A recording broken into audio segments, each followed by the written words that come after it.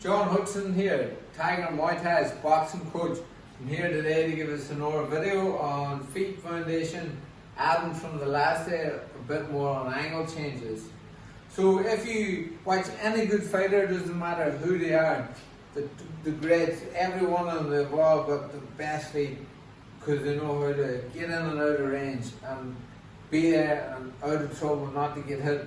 So what we're going to focus on today is like feet placement, how to get around the sides of fighters.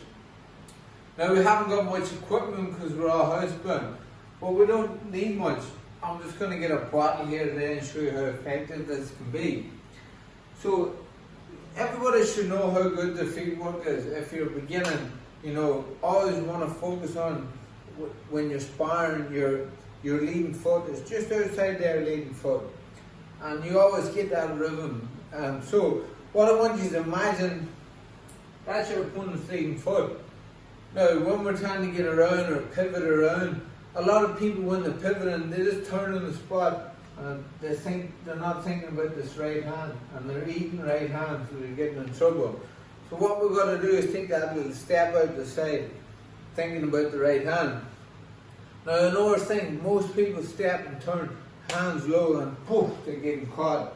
That prevents them from stopping. So there's no trick, you rub your eyebrow. Two things I want you to remember here. You step, rub your eyebrow. So I get into position here, I think about that right hand, I step and I rub my eyebrow and I turn. I'm out of range to go again. So that was a bad one for me. I didn't land in good position. Now any good fighter, they always think about their next move, they land to get comfortable.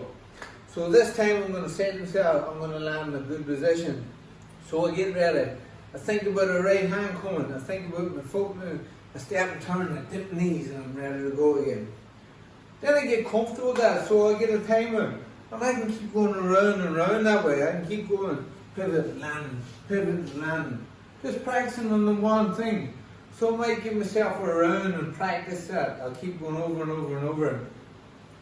Now we're going to go to the right. A lot of people struggle with the right too. Think about the jab, and we just want to be outside it. So we don't want to cross your feet and get in trouble. We want to take that slight little step to 45. Same thing, the leg jab's going, we're slipping outside. We're just getting in range to pop again. We're taking a slight step and changing. Slight step and changing. Now, the more you get advanced for that, say like that to a minute, you want to add a bit of a weight change from your shoulders. You watch the way my shoulders drop now, it'll give us a bit more whip. So think about a slip, like more of a slip, pushing my weight in my left leg. A slip and a pivot. I'm going this way, a slip and a pivot. A slip and a pivot. I get used to it. Now that was my drills. So I've got really used to that.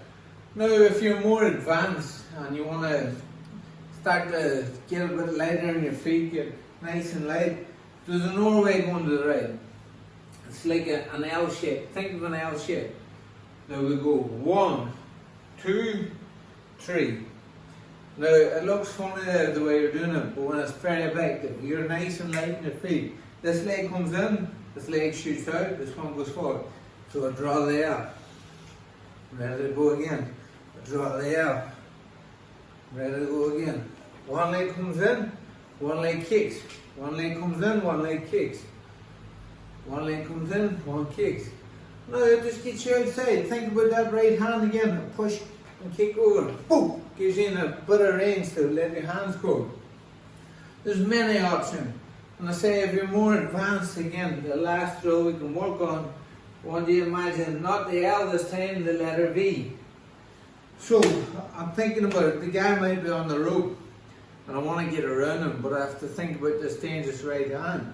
So I slide back, that's my first part of V. Take that little step and I pivot and come over the top. So I reset, I start that V again, push back, pivot over, and then I can practice on that, I can work around that cone. So basically I've done all them drills, I play with them on my own time. I get a timer and I can say V, I step around, I let my shots go, I pivot around, I can keep playing with that drill. I hope that tip helps us today.